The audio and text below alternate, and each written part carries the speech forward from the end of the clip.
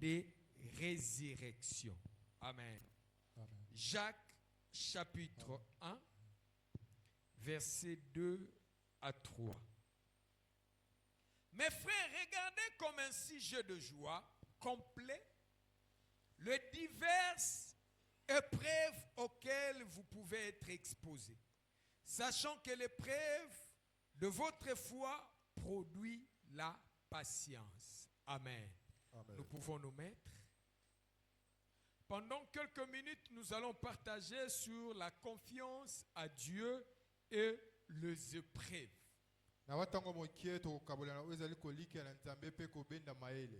La confiance en Dieu et les épreuves. Bien-aimés, nous ne pouvons pas parler de la confiance en Dieu si déjà dans ta vie en tant que chrétien, ta foi n'est pas éprouvée. Nous comprenons la confiance en Dieu après avoir passé les épreuves. Les épreuves nous testent. Les épreuves nous examinent. Les épreuves fortifient même notre confiance en Dieu. Et c'est quoi la confiance en Dieu? Nous avons parlé de cela pendant déjà quelques semaines. Nous avons dit la confiance en Dieu, c'est s'abandonner totalement à sa volonté. Malgré nos ambitions, malgré nos désirs, nos décisions, nous faisons la lâche prise. Nous lâchons prise pour nous abandonner totalement à la volonté de Dieu. Nous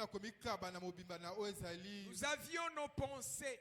Nous avions nos projets. Nous avions notre chemin à suivre. Mais Dieu vient nous montrer sa volonté qui est parfois contraire à ce que nous pensons. Parce que nous avons confiance en lui, nous nous abandonnons complètement à ce qu'il nous a dit. C'est quoi avoir confiance en Dieu? C'est chercher son appui. Chercher sa sécurité. Chercher sa force. En ce moment, l'homme ne compte plus sur sa force. Il ne compte plus sur son appui. Il se laisse totalement sur la sécurité et l'appui de Dieu. Il n'a pas besoin de son intelligence pour agir d'abord. Il a besoin d'abord de la volonté de Dieu. Ensuite viendra ses pensées, ses projets. Il priorise ce que Dieu a dit. Avoir confiance en Dieu, ce n'est pas l'absence de la peur, mais c'est plutôt surmonter la peur par la croyance à la fidélité de Dieu. Je peux avoir peur, mais parce que j'ai confiance en Dieu, je surmonte. Je bannis ma peur au profit de la croyance à la fidélité de Dieu. C'est ce qu'a fait notre père Abraham. La Bible nous dit ceci. Abraham a été mis à l'épreuve par Dieu. Dieu lui demanda son fils, son unique, qui est Isaac. Abraham étant humain, avait aussi peur. Il pouvait se dire, que va dire ma femme? Quelle sera la réaction de ma femme en apprenant que je vais offrir Isaac à Dieu? Quel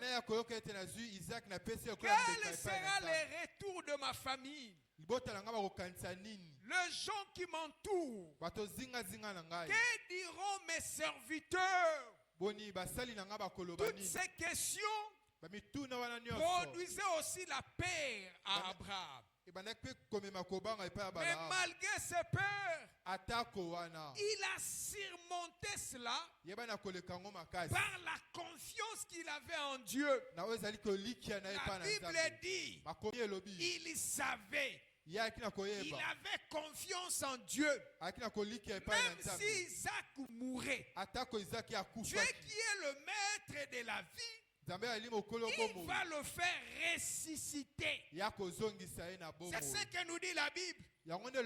Il croyait. Il savait d'une manière ou d'une autre. Même si Isaac mourait, Dieu va les ressusciter. Il avait confiance. Malgré sa peur, malgré ce que les gens vont dire, il a eu confiance en Dieu. Il a avancé avec cette conviction pour offrir à Dieu son Isaac, son fils unique. Et maintenant, c'est quoi le preuve? Le preuve, bien-aimé dans le Seigneur, c'est une situation difficile, permise par Dieu pour tester, révéler et fortifier notre foi. Pour tester, révéler et fortifier notre patience en Dieu. Pour tester, révéler, fortifier notre caractère de croyant. Bien-aimé dans le Seigneur, les épreuves ont été toujours difficiles. Et généralement, l'homme n'aime pas des histoires difficiles. Dans notre contexte, l'épreuve ne vient pas du diable. C'est Dieu qui permet ces situations difficiles pour nous tester. En d'autres termes, l'épreuve, c'est un examen que Dieu nous donne. L'épreuve,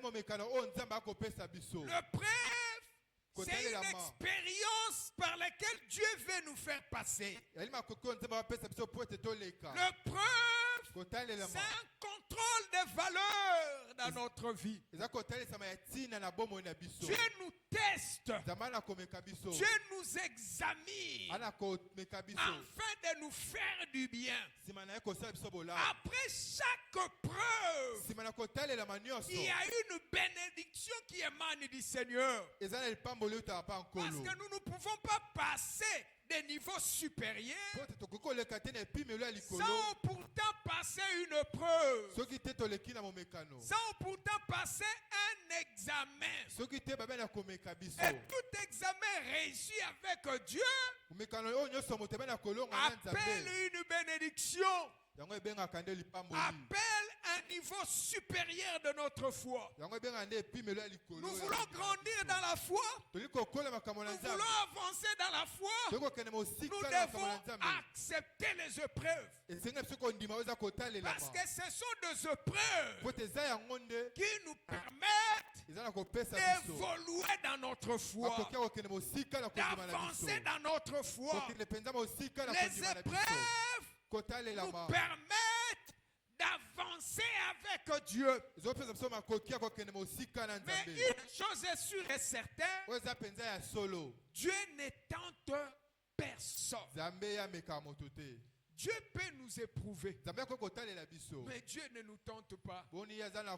L'apôtre Jacques nous dit, Dieu ne tente personne. Parce que lui-même n'a jamais été tenté. Jacques chapitre 1 verset 13. La tentation vient du diable.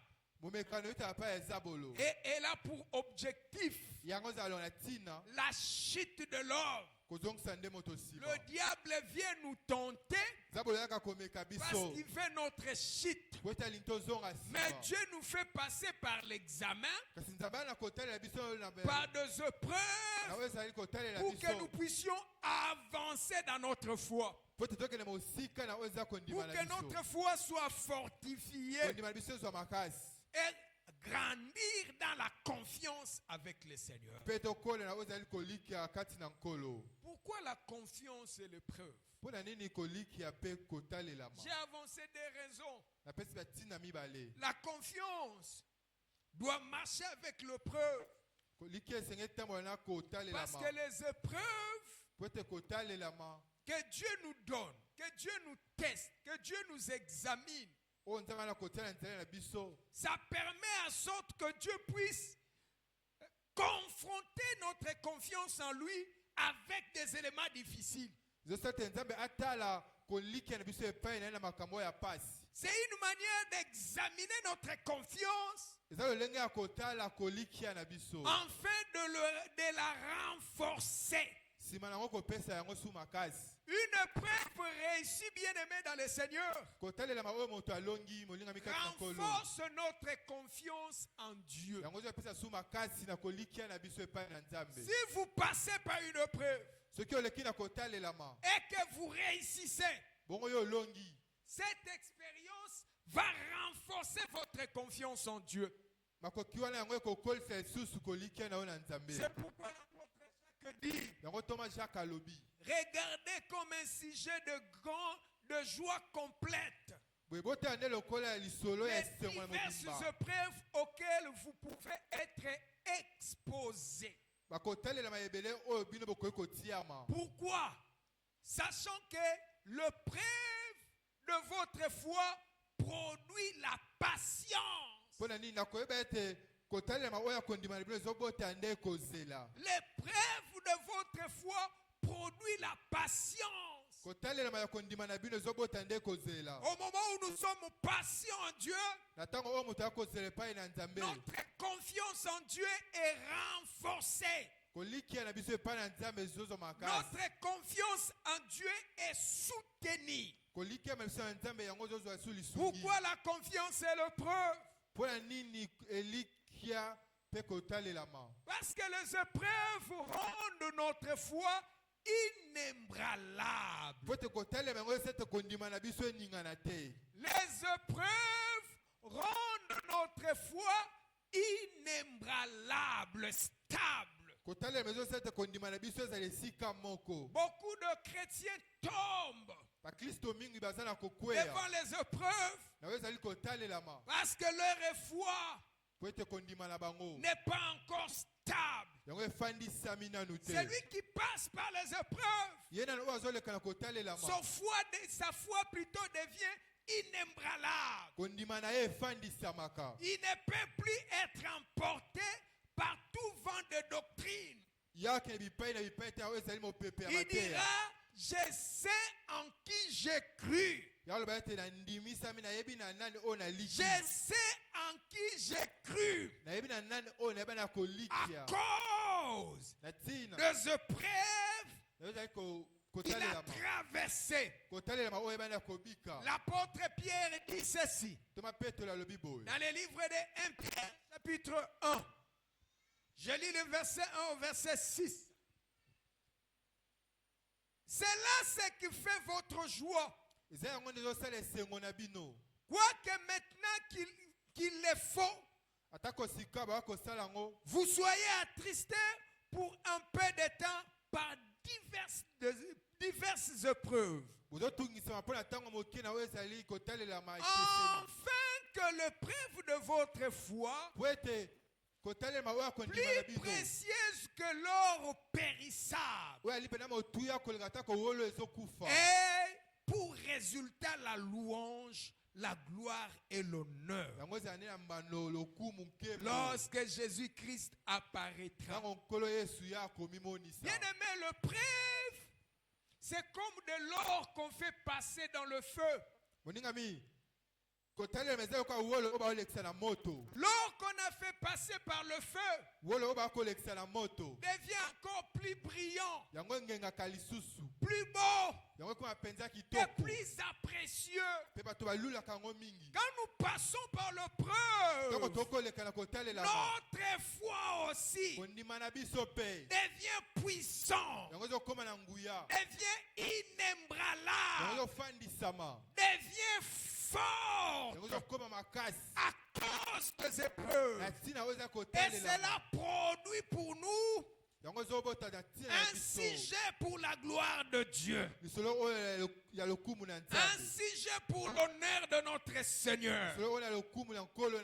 Pourquoi la confiance en Dieu est le preuve? C'est parce que les épreuves nous permettent d'expérimenter la puissance de Dieu. Bien-aimé dans le Seigneur, tu veux avoir un témoignage de la puissance de Dieu. Il faut accepter les épreuves. Sinon, à ce qui concerne la puissance, tu vas commencer à nous raconter ce que Jean a vécu. Tu vas commencer à nous raconter ce que Pierre a vécu. Mais tu n'auras pas des empreintes propres en toi. Mais si tu veux vivre la puissance de Dieu dans ta vie, il faut passer par les épreuves. Les gens qui sont passés par les épreuves, ce sont ceux-là qui ont vécu la puissance de Dieu, qui ont vécu la gloire de Dieu. Sinon, tu vas commencer à nous raconter des histoires de autres. Or, en tant que chrétien, tu dois avoir ton propre expérience avec Dieu. Tu dois avoir tes propres signes avec Dieu. Tu dois avoir tes propres sceaux cachés avec Dieu. Et pour vivre cette puissance de Dieu, les Dieu puissants, il faut accepter les épreuves. C'est dans les épreuves que Dieu manifeste sa puissance. C'est dans les épreuves que Dieu fait descendre sa gloire. Alléluia. Amen. Alléluia. Amen. Comment faire confiance en Dieu dans les épreuves? C'est une question qui a bouleversé ma tête. J'essaie de penser sur cela. Vous savez, quand nous passons de moments difficiles, nous perdons de fois le courage. Nous nous posons même des questions. Est-ce que je prie réellement? Est-ce que Dieu me connaît? Est-ce que je suis réellement avec Dieu? Ce genre de questions affaiblit notre confiance en Dieu. Et comment maintenant faire confiance en Dieu pendant ces moments difficiles, ces moments compliqués? La première chose, je me suis dit, pour faire confiance en Dieu dans les épreuves, nous devons nous appuyer à sa parole. Nous devons nous appuyer à sa parole.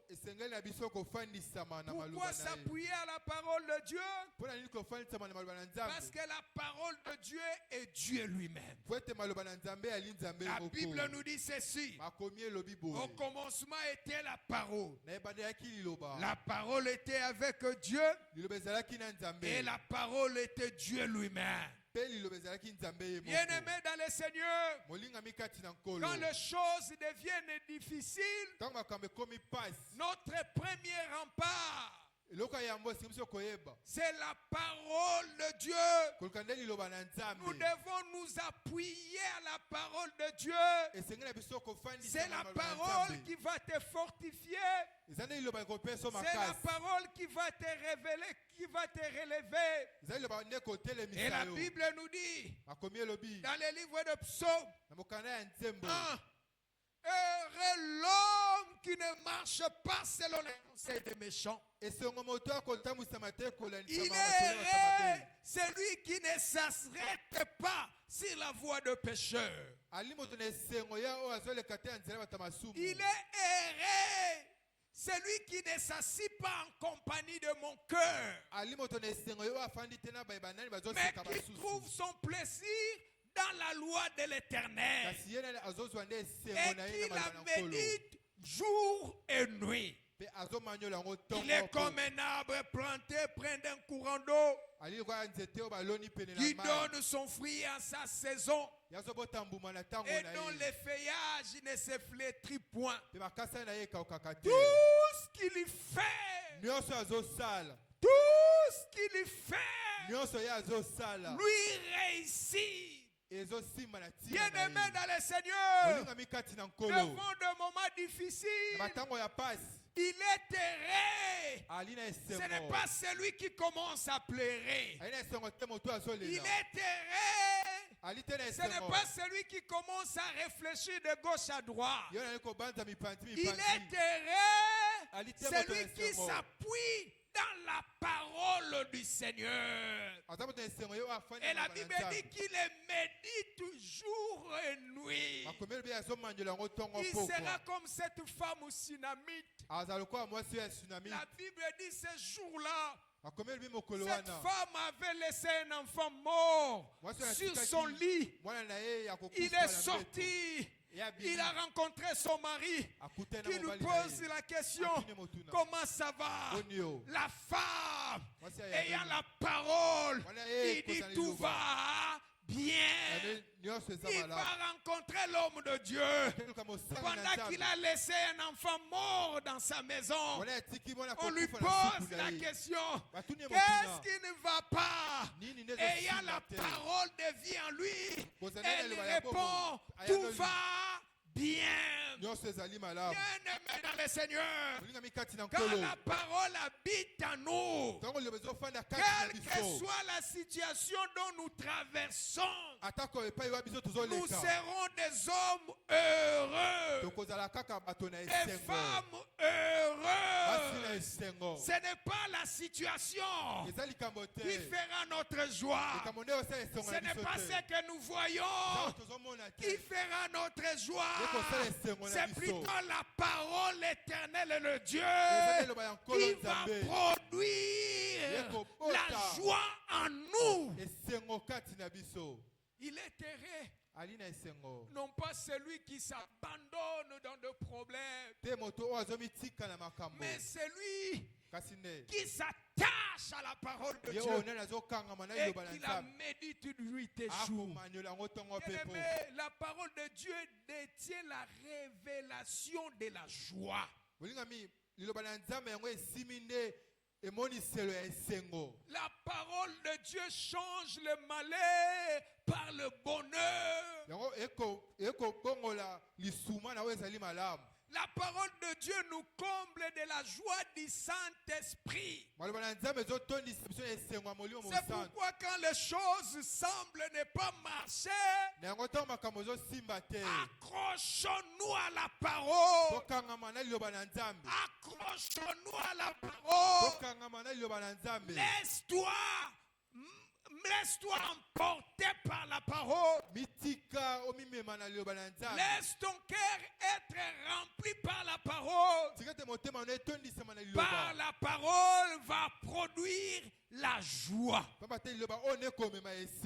Heureux est celui qui ne réfléchit pas dans de problèmes seulement. Mais il est heureux cet homme qui s'attache à la parole et qui le médite jour et nuit. Qui le médite jour et nuit. Comment faire confiance en Dieu dans les épreuves? La deuxième des choses, nous devons accepter la souveraineté de Dieu. En d'autres termes, accepter de ne pas tout comprendre par l'intelligence humaine. Bien-aimé, laisse-moi te dire que l'intelligence humaine est limitée. Il y a des choses que Dieu fait qui dépassent l'intelligence humaine, qu'on ne peut jamais comprendre avec l'intelligence humaine. Et une fois que tu utilises l'intelligence humaine, ta foi peut être bousculée. C'est pourquoi tout n'est pas à comprendre avec l'intelligence humaine. Pourquoi? Parce que Dieu est souverain. Tu es souverain. Comment tu peux expliquer une sœur en Christ née dans l'église, grandit dans l'église, craignant Dieu, il est allé au mariage, excusez-moi pour les termes vierges, arrivé au mariage, elle n'a pas d'enfant. Pendant des années, cherchant la face de l'Éternel, les enfants ne viennent pas. Mais il y a une folle qui n'a rien à voir avec Dieu. Il habite dans la poubelle. Il donne naissance à un enfant sans médecin ni infirmier. Seul, elle a survécu. Son enfant a survécu. Comment l'expliquer? Ça dépasse l'intelligence.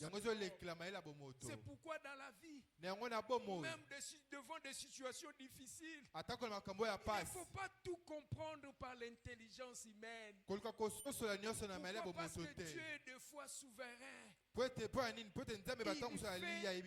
qu'il veut et comme il veut. Comment tu peux expliquer le salive qui contient de microbes? On les mélange avec de l'eau, du sable plutôt, qui contient des microbes. On les prend en place dans les yeux d'une personne. Au lieu de détruire ses yeux, cet homme est guéri. Tu vas l'expliquer comment? Ça fait partie de la souveraineté de Dieu. J'ai lu encore la Bible dans le livre de Jean 9. Un homme est né aveugle de naissance. Et Jésus passait par là.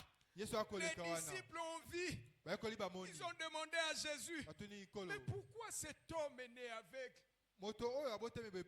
Pourquoi cet homme est né aveugle? Cet homme n'avait pas péché. Ses parents n'avaient pas péché. Ils n'avaient pas un problème lié au lien, ni au pacte. Mais Jésus répond, c'est pour la gloire du Seigneur. Donc, il y a d'autres gens dans la vie qui traversent des moments difficiles pour la gloire du Seigneur. Comment tu peux l'expliquer?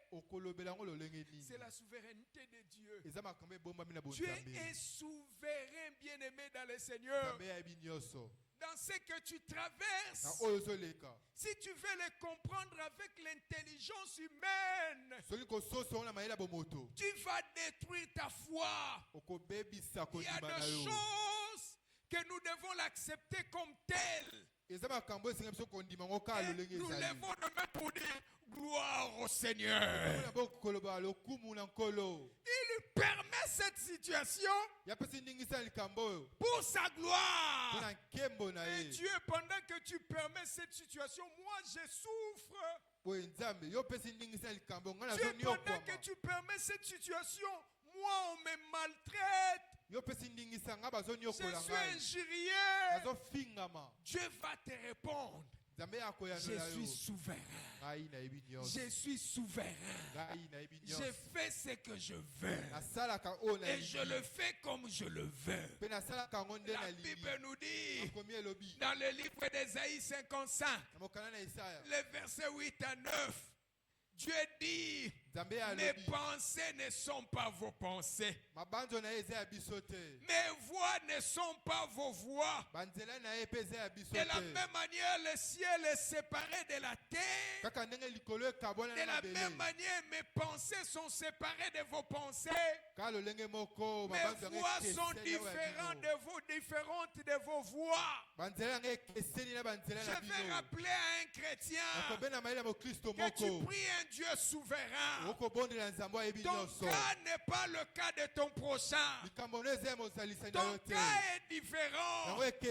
Si l'autre souffre parce qu'il a péché à une autre personne, cette étape difficile, cette épreuve est pour la gloire du Seigneur.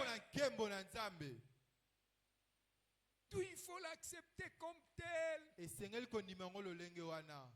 Quand tu regardes au-dedans de toi, tu fais l'introspection, tu ne vois rien. Élève ta main, commence à glorifier Dieu. Chante comme Maman Chabani.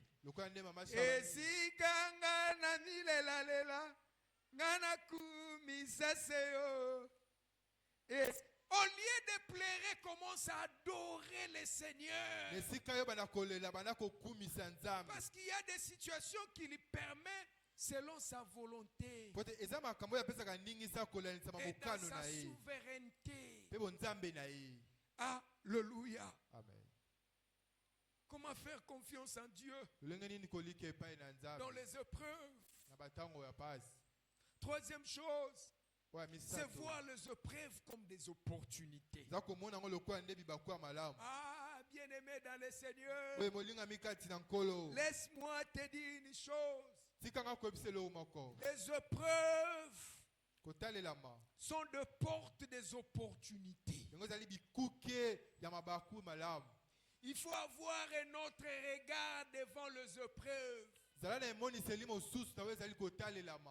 nous met devant des épreuves pour nous élever, pour nous glorifier, pour manifester sa gloire. Et si tu regardes une épreuve comme une situation difficile, tu peux tomber.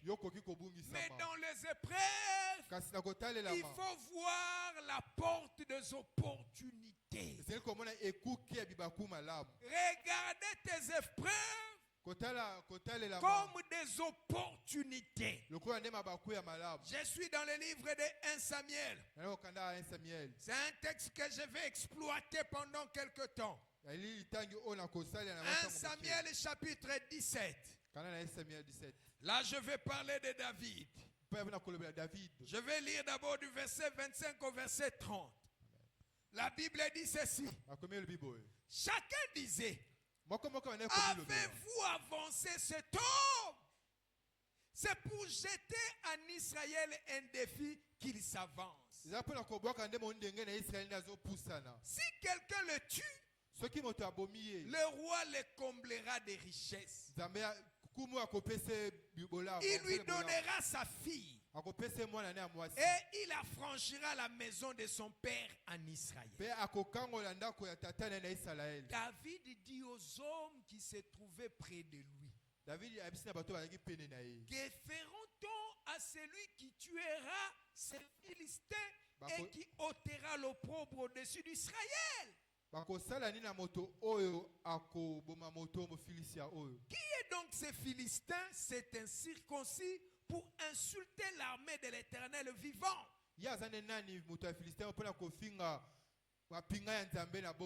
Le peuple répéta le même chose, lui dit. C'est ainsi que l'on fera à celui qui les tuera.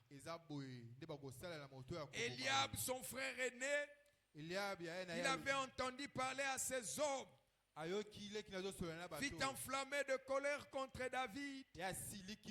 Et il dit, pourquoi es-tu descendu et à qui as-tu laissé ces paix de brebis dans le désert? Je connais ton orgueil et la malice de ton cœur. C'est pour voir la bataille que tu as descendu. David répondit, qu'ai-je donc fait? N'ai-je pas parlé ainsi? Ne puis-je pas parler ainsi? Et il se détourna de lui pour s'adresser à un autre. Et il fit la même question, le peuple lui répondit comme la première fois. Bien aimé, ici on nous parle de David. Il était dans le terrain de la bataille. Le Philistin contre Israël. Le Philistin avait les héros qui répondaient au nom de Goliath. Et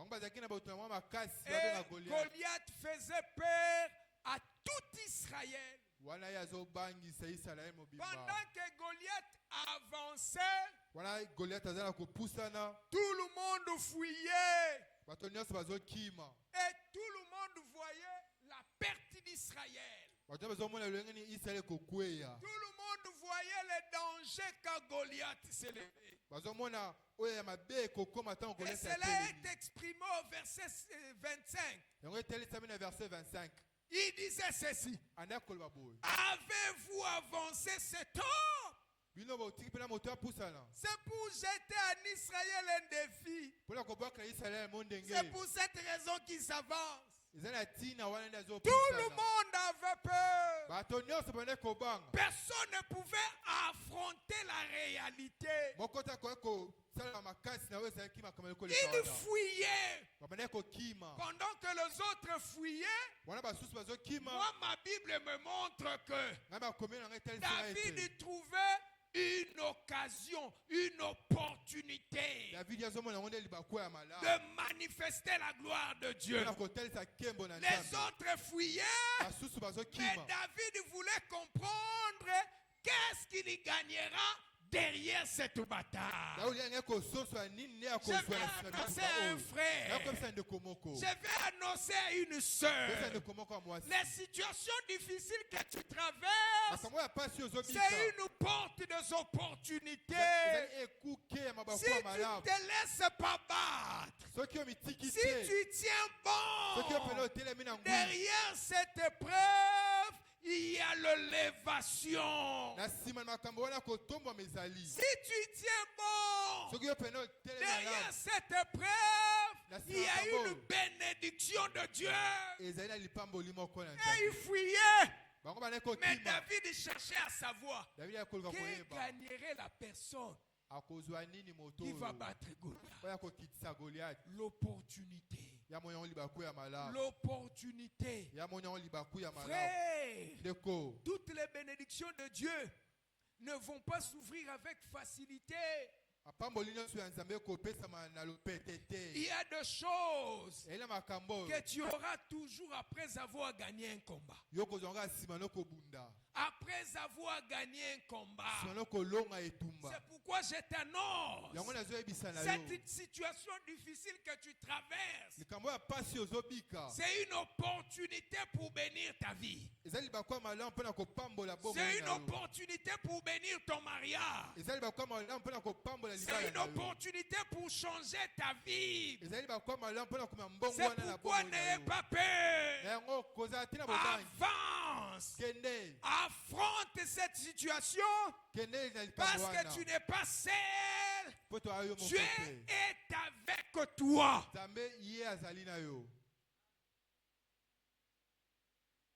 Comment faire confiance en Dieu dans des moments difficiles?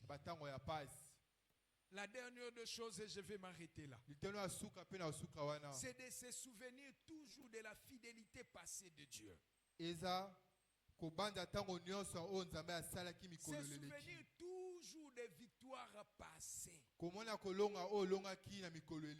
Bien-aimé dans le Seigneur, aujourd'hui tu as déjà une expérience avec Dieu.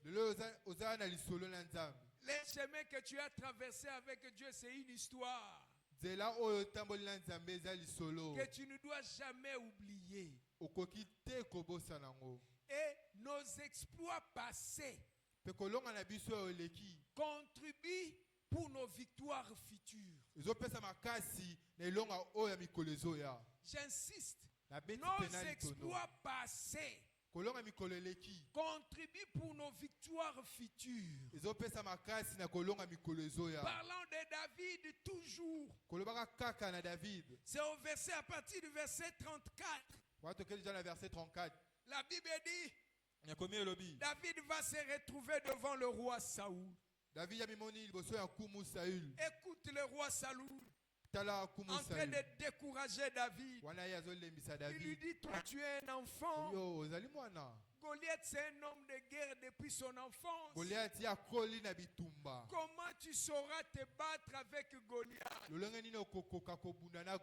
le roi avait oublié que David avait une histoire avec Dieu.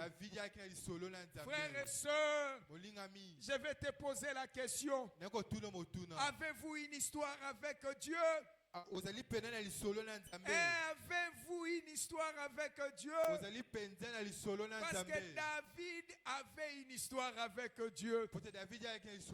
En écoutant le roi, David a pris courage pour manifester sa confiance en Dieu. Il lui dit, oh roi, ne regarde pas ma taille. Il y a quelques jours, j'étais dans la bourse. Je m'occupais des brebis de mes parents. Et pendant que je m'occupais des brebis, s'il y a un lion qui vient pour voler les brebis, je l'ai résisté. Je l'ai résisté. S'il s'approche pour prendre les bébés, je l'ai attaqué. Et je l'ai tué. C'est comme ça que j'ai tué le lion.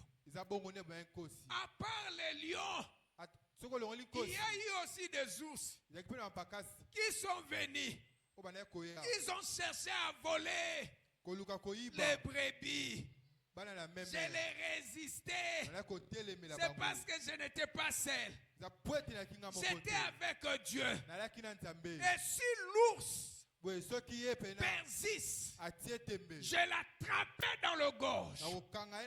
Je le menaçais. Et je l'ai tué.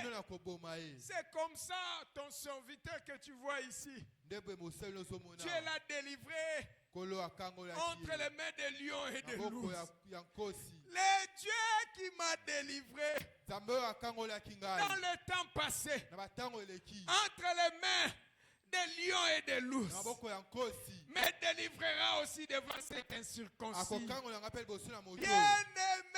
Bien-aimé, les victoires passées constituent un atout pour les victoires à venir.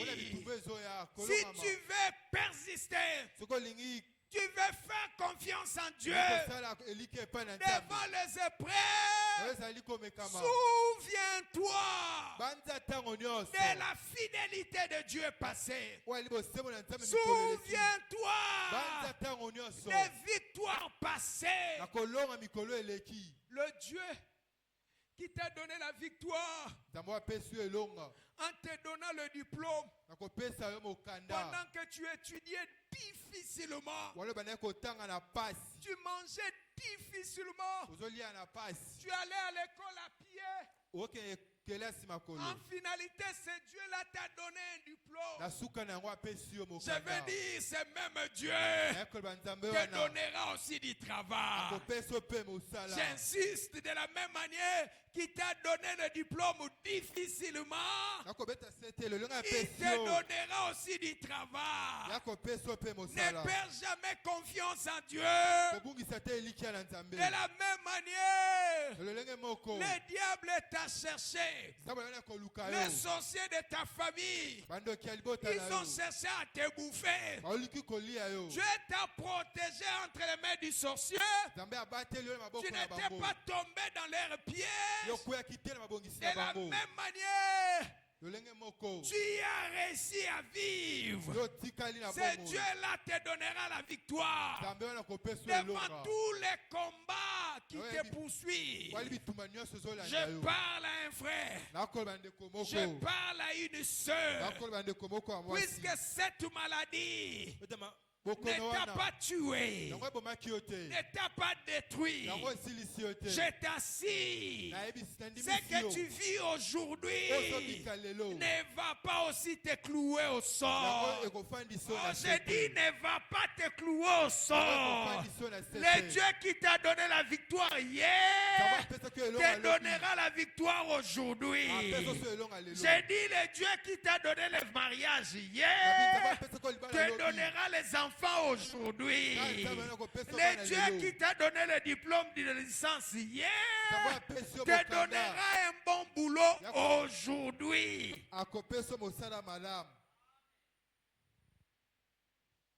Ce que tu es en train de vivre ne doit pas toucher à ta confiance en Dieu.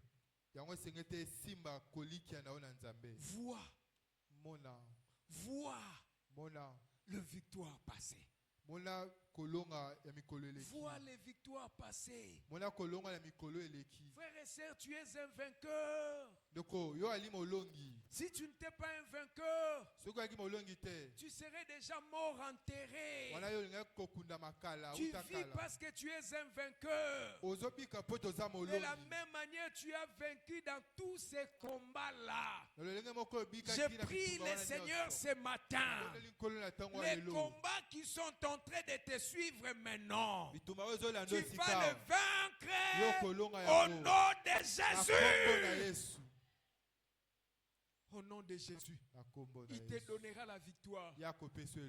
David a dit, Seigneur, ne vois pas ton serviteur tel que je suis.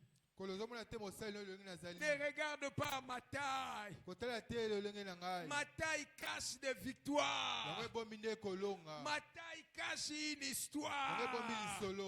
Le Dieu là qui s'est manifesté avec moi dans la brousse, il est capable de le faire aujourd'hui en plein air. Le Dieu qui m'a donné la victoire dans la cachette, il est capable de le manifester aujourd'hui en plein air. Parce que j'ai des empreintes. J'ai des empreintes. J'ai un parcours avec le Seigneur. Je t'encourage, soeur. Je t'encourage, ma soeur. Ne cède pas. Ne cède pas. Parce que tu es avec Dieu.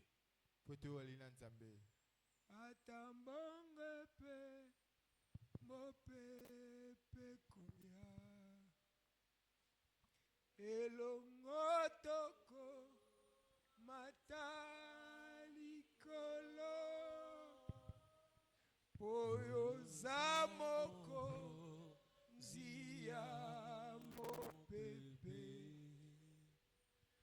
na bangate na yebi yosa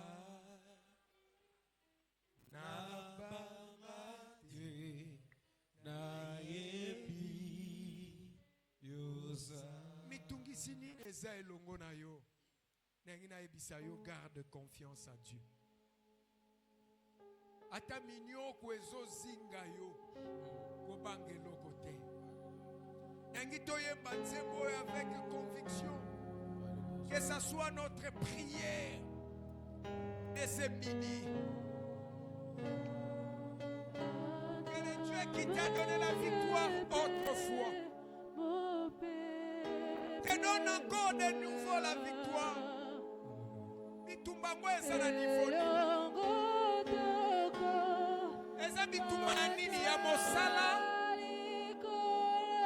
lobi ozalaki na mosala olongwe nangi nayebisa yo lobi oyo ezoya Nzambe oyo apesaka yo mosala mbala moko aza capable mpe ya kopesa yo encore mosala.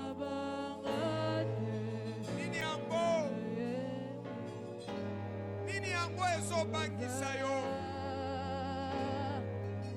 nalingi osala na nzembo libondeli na yo loba na Nzambe nazobanga te nayebi kozali loba na Nzambe nazobanga te nayebi kozali telema esika ezali yo telema esika ezali yo tosambela telema tosambela telemato sambela telemato sambela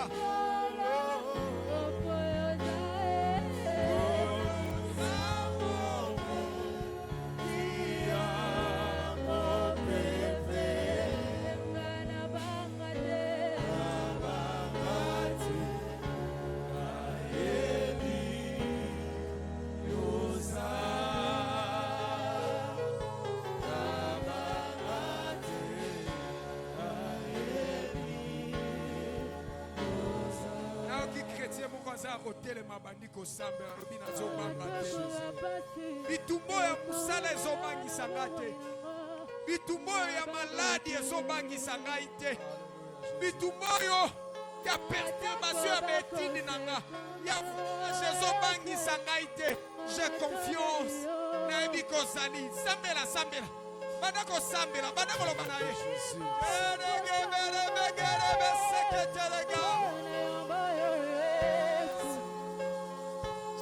Jésus, Jésus,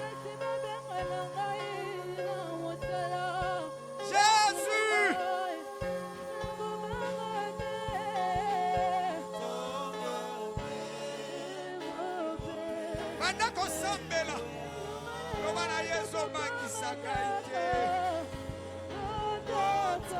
naza na elikia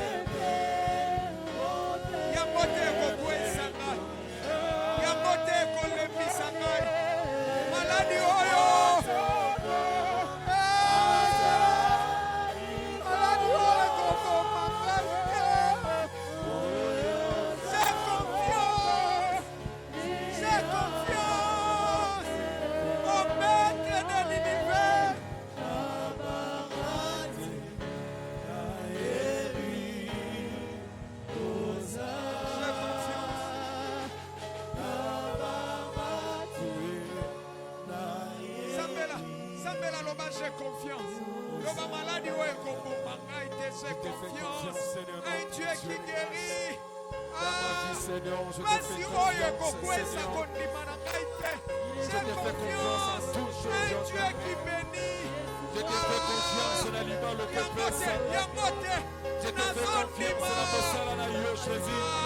Malgré le temps, malgré la difficulté de notre Père, je te fais confiance. Je te fais confiance en notre Dieu de grâce. Seigneur, je te fais confiance. À ta colère, notre Dieu, je te fais confiance. À ta Simba, je te fais confiance. Oh Seigneur, je te fais confiance, notre Dieu.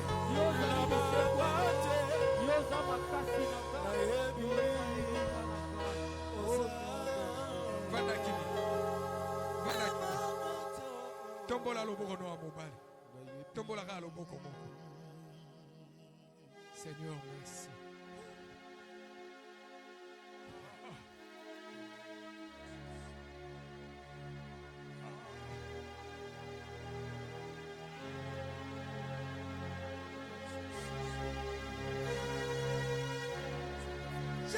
Jésus.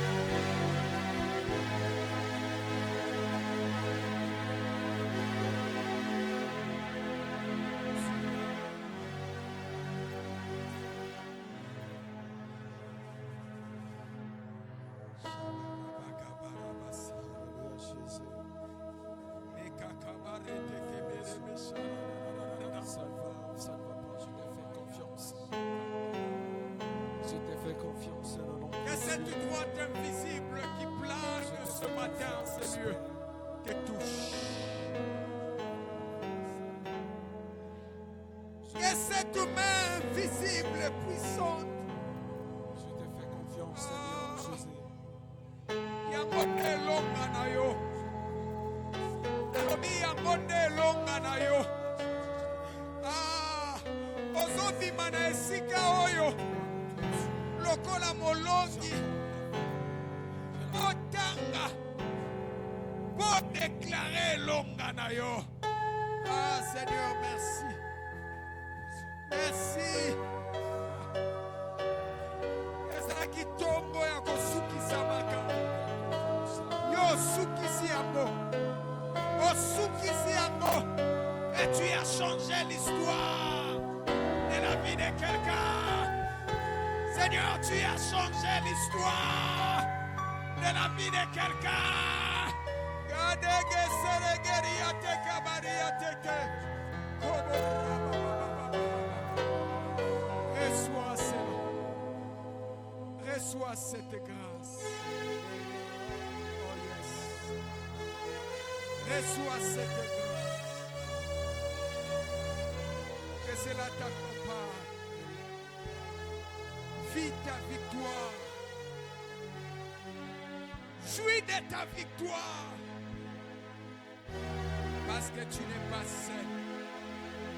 Tu es bien accompagné. Au nom de Jésus. Je l'ai ainsi déclaré.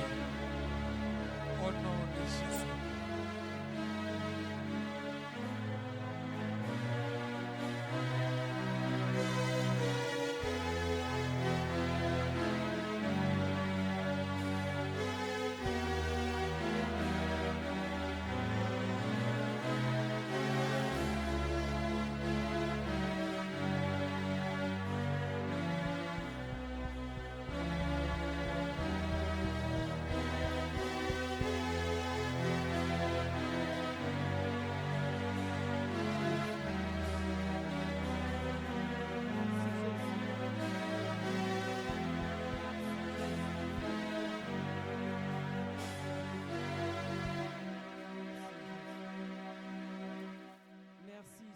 Jésus-Christ. Merci Seigneur Jésus. Amen. Amen. Alléluia. Amen. Tobeteli liloba nzambe maboko. Dieu soit loué. Na tongo ya lelo. Nzambe azwa lokumu mpe apambola lisusu mosali na ye na maloba malamu apesi na biso na tongo na lelo.